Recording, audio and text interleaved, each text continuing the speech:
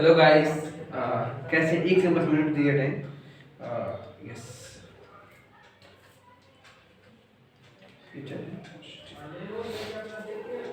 Hey guys, कैसे हैं आप सभी। आप लोगों का स्वागत है हमारे YouTube चैनल मैथ्स की पाठशाला में।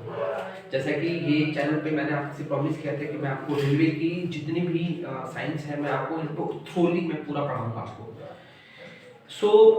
आज उसी की कंटिन्यूअस में आज हमारा लेक्चर नंबर 4 आ चुका है। मैंने यूनिट डायमेंशन पहले लेक्चर से स्टार्ट किया था एंड होप्स हो कि आप लोग को बहुत हेल्प मिल रही होगी। अगर किसी ने मेरे इस प्लेलिस्ट को नहीं देखा है तो आप मेरे चैनल पे जाके इस प्लेलिस्ट को फॉलो करिए। डेफिनेटली मैं आपसे प्रॉमिस कर रहा हूँ कि आपको काफ़ी बेनिफिट मिलेगा। मैं कोशिश कर रहा हूँ कि जितना भी बेस से बेस होगा बेसिक से उठा उठा के आपकी नॉलेज को बूस्ट कर पाऊँ। तो उसी के कंटिन्यूअस में आज लेक्चर नंबर 4 है। आज हम कुछ और यूनिट के बारे में बात कर लेंगे जो पेपर में कंटिन्यूअस पूछे जाते हैं।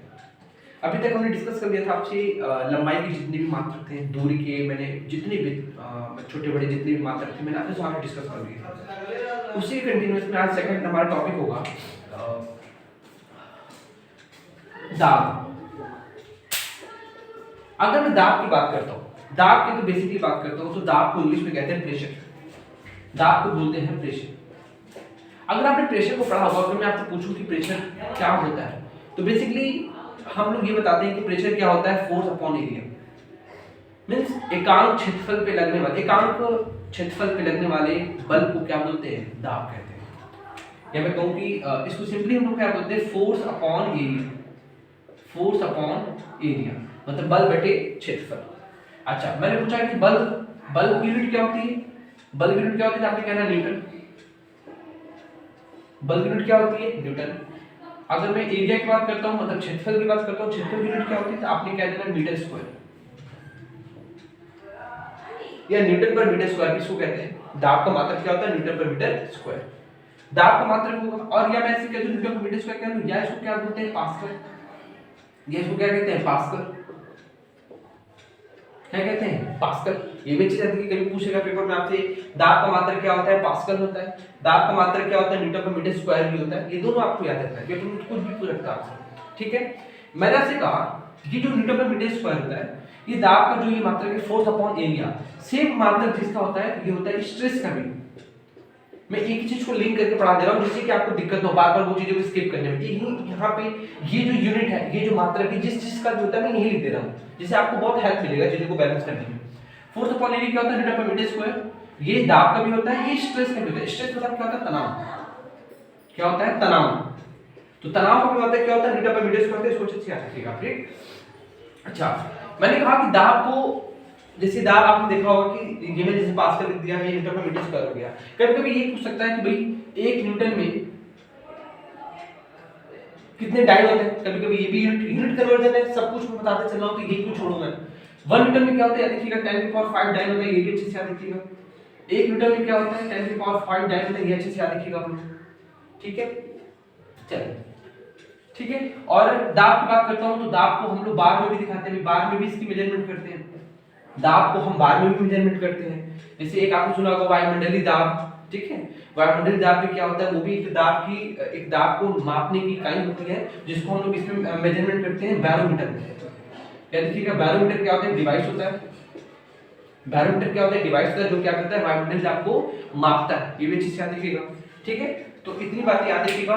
दाब के लिए दाब की यूनिट क्या होती है, न्यूटन पर मीटर स्क्वायर होती है। फोर्स अपॉन एरिया होता है और इसको पास्कल से भी मेजरमेंट करते हैं। न्यूटन 1 न्यूटन में 10 की पावर 5 डाइन होता है। फर्स्ट आप चाहो तो इसको फर्दर भी तोड़ सकते हो। जैसे मैंने कहा कि 1 न्यूटन है तो फोर्स क्या होता है। मैं इनकी बल की बात कर देता हूं आपसे। देखिए, अगर मैं बल की बात करता हूं तो बल क्या होता है, द्रव्यमान इनटू त्वरण।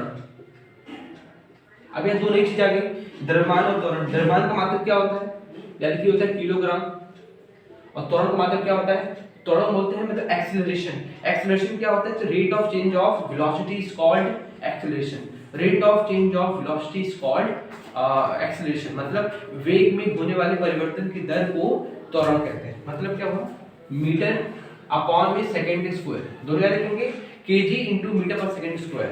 Got it. तो मैंने कहा बल का क्या होता है, केजी इनटू मीटर पर सेकंड स्क्वायर, या इसी को हम क्या बोलते हैं, न्यूटन कहते हैं। इसी को हम क्या बोलते हैं, न्यूटन कहते हैं। आई होप सो दोनों चीजें आपको क्लियर हो गई अच्छे से। अच्छा, मैं बल का समझ में आएगा आप लोगों को। द्रव्यमान यूनिट लिख दिया, त्वरण क्या होता है मीटर पर सेकंड स्क्वायर होता है, बल का मात्रक क्या होता है न्यूटन, ये भी अच्छे से आप याद रखेंगे। ठीक है, चलिए आगे चलते हैं। मैंने कहा आपसे आगे देखिए, इसको मैं हटाता हूं।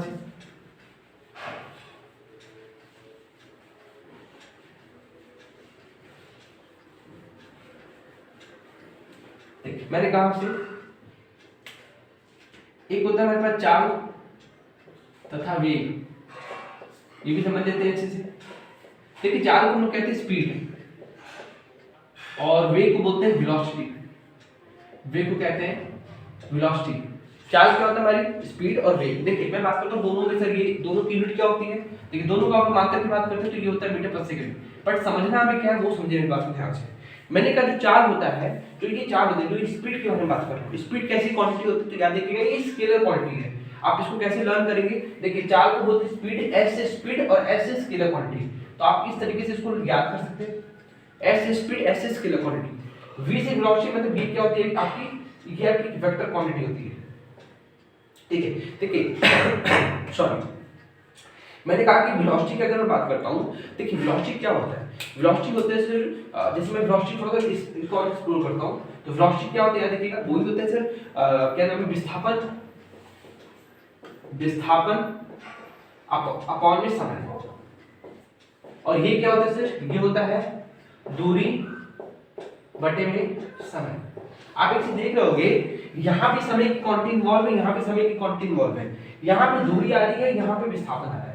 विस्थापन बोले तो क्या, विस्थापन बोले तो सिर्फ जहां पे सबसे शॉर्टेस्ट डिस्टेंस, मैंने आपको बताया था कि वो न्यूनतम दूरी दो बिंदु के बीच की, उसको क्या बोलते हैं, विस्थापन कहते हैं। दूरी क्या होता है, दूरी कभी भी जीरो नहीं हो सकता, कभी भी दूरी आपकी नेगेटिव नहीं होती, लेकिन विस्थापन क्या होता है, जीरो भी हो सकता है, आपकी नेगेटिव भी हो सकती है, आपकी पॉजिटिव हो सकती है। ये सारी बातें मैंने आपसे मैंने ऑलरेडी पिछले वीडियो में मैंने आपसे डिस्कस कर रखी है। तो अगर आप ये सब नहीं जानते दूरी के बारे में, विस्थापन के बारे में, मैंने बहुत डिटेल में पढ़ा है इस हमारे लेक्चर में, आप इसको प्रीवियस वीडियो में जाके इसको फॉलो करिए, डेफिनेटली आपको बहुत नॉलेज मिलेगा।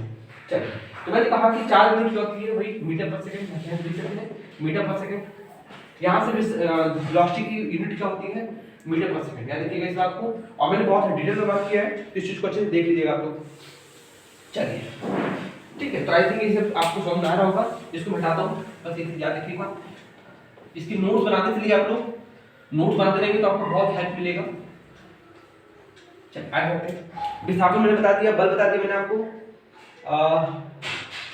बल का हो गया। चलिए ठीक है, तो अब लगभग मेरे पास रह गया विस्थापन में बता दिया आपको, दूरी बता दिया, त्वरण बता दिया। त्वरण बता दूं, थोड़ा त्वरण पर बता दूं। चलिए त्वरण थोड़ा और देख लेते हैं। देखिए त्वरण बोलते हैं एक्सीलरेशन। एक्सीलरेशन, एक्सीलरेशन की डेफिनेशन क्या होता है, rate of change of velocity is called acceleration, या फिर वेग परिवर्तन की दर को क्या बोलते हैं, त्वरण कहते हैं। मतलब क्या हुआ, मतलब ये हुआ कि आपका त्वरण क्या होता है, चाल मींस चाल और दूरी, सॉरी चाल अपॉन में क्या होता है, सामर्थ्य। वेग कहते हैं इसको, शायद चाल, आई थिंक चाल इसको वेग कहते हैं, वेग बटे समय, वेग की वेलोसिटी होता है। इंग्लिश में इसको लिख लीजिएगा, इंग्लिश में होता है वेलोसिटी अपॉन टाइम। ठीक है, वैसे इसका डेफिनेशन क्या होता है, वेग परिवर्तन की दर को, ध्यान रखिएगा, वेग परिवर्तन की दर को त्वरण कहते हैं, वेग परिवर्तन की दर को त्वरण कहते हैं। ठीक है, तो मैंने आपसे बोला कि वेग परिवर्तन की दर को मतलब कि वेग में परिवर्तन, परिवर्तन मतलब डेल्टा v अपॉन में डेल्टा t लिखते हैं ऐसे, और ये क्या होता है, मीटर पर सेकंड स्क्वायर। सर कैसा है, मीटर पर सेकंड स्क्वायर। देख लीजिए v की यूनिट क्या होती है, मीटर पर सेकंड, और ये ऑलरेडी सेकंड है आपका, तो ये क्या बन जाएगा, मीटर पर सेकंड स्क्वायर, मीटर पर सेकंड स्क्वायर। Got it. तो मैंने आपको जितनी यूनिट थी, मैंने आपको यूनिट एंड डायमेंशन का ये हमारा लास्ट लेक्चर था, मैंने आपको सारी बातें मैंने आपको बताया, जितना आपके पेपर में आने के चांसेस है मैंने सारा आपको डिस्कस कर रखा है। फिर भी अगर कुछ टॉपिक छूट रखा हो गया, कुछ कॉन्सेप्ट छूट रखा होगा, मैं एक मिसलेनियस वीडियो बना के उसको कवर कर दूंगा। अगर आप लोग को ये लगभग मैंने यूनिट एंड डायमेंशन के 4 लेक्चर दिए, आप चारों को फॉलो करिए, डेफिनेटली आपका कोई सा भी डाउट नहीं छूटेगा। अच्छा एक और अगर आप चाहो तो देख सकते हो, जैसे लाइक एक टॉपिक छूट रखा है, जिसे मैं बता दूं आपको, एक छूट दिमाग में आ गया, एक छूट रखा है सर, वो मैं आपसे डिस्कस कर लेता हूं। ठीक, एक टॉपिक रह गया है ऊर्जा। ऊर्जा देख लेते हैं। देखिए ऊर्जा की बात करता हूं तो ऊर्जा का मात्रक क्या होता है, जूल। याद रखेंगे ऊर्जा की मात्रा क्या होता है जूल, ऊर्जा या होता है एनर्जी, इसी को बोलते हैं एनर्जी। और याद रखिएगा 1 जूल में क्या होता है 10⁷ अर्ग होता है, ये भी अच्छे से याद रखिएगा। 1 जूल में क्या होता है 10⁷ अर्ग होता है। जितनी छोटी बातें आपको बताते चल रहा हूँ। जैसे होता है पावर, पावर क्या होता है, पावर का होता है वॉट, याद रखिए इसको, पावर क्या होता है वॉट। ये क्या होता है W/T work done upon time, work done upon time क्या होता है वॉट, मतलब पावर होता है। अच्छा इसको और क्या लिखते हैं वॉट की, और क्या मतलब पावर को और किस फॉर्म में हम इसको रिप्रेजेंट कर सकते हैं, तो वर्क की यूनिट क्या होती है जूल, तो मैं इसको लिखता हूं जूल अपॉन में टी क्या होता है टाइम मतलब समय मतलब सेकंड। तो मैं आपसे ये बोलूं पावर क्या होता है जूल अपॉन सेकंड, मतलब पावर को जूल अपॉन सेकंड में भी रिप्रेजेंट कर सकते हैं आप, और उसको वॉट में लिखते हैं, ठीक है। और कुछ पूछा है जैसे पूछेगा आपसे संवेग, संवेग को इंग्लिश में कहते हैं मोमेंटम, मोमेंटम यूनिट क्या होती है वो भी देख लीजिए मात्रक। तो ये इसको दिखाते हैं p से, और ये होता है m/v, p क्या होता है m/v। इस सब इन सारे टॉपिकों में फर्दर चैप्टर में मैं आपको डिस्कस करूंगा बहुत ही अच्छे से एलैबोरेट करके सब कुछ समझाऊंगा एनसीईआरटी के जितने चैप्टर हैं। m/v मास क्या होता है kg मतलब किग्रा, इनटू v क्या होता है वेलोसिटी मतलब वेग, इसकी यूनिट क्या हो जाएगी, ये हो जाएगा आपका मतलब मास मतलब यहां पे लिख लो kg, और वेग क्या होता है मीटर पर सेकंड। ये भी याद रखेंगे। संवेग का मात्रक क्या होता है किलोग्राम इनटू मीटर पर सेकंड। अच्छा एक आता हमारे पास संवेग हो गया किलोग्राम इनटू मीटर पर सेकंड, ठीक है। अच्छा एक आता हमारे पास आवेग, इसको बोलते हैं इंपल्स। इंपल्स क्या होता है तो याद रखिएगा ये होता है force into velocity, force into time, F into T क्या होता है ये न्यूटन इनटू में metre, sorry newton into second, Hindi में लिखता हूं इसको बोलते हैं न्यूटन इनटू में सेकंड, ठीक है।